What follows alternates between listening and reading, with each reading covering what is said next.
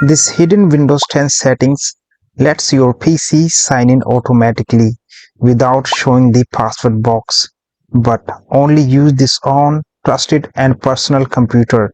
So how to turn on this setting? Step number 1.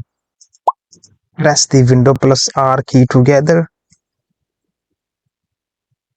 and then type this simple command netplvig. Then click on the OK tab. Then after this, in this slide, choose the account and then simply uncheck this box and then click on the apply tab. Just enter the password here.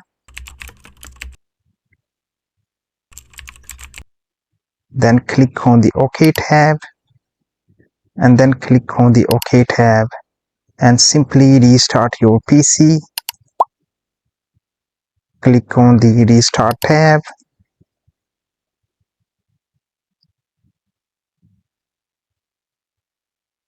So as you can see, now I am going to enter directly without entering the password in Windows 10. And boom. But wait, before I sign out, if this tutorial helps you, do not forget to like, comment, share and follow my channel. Thanks for watching.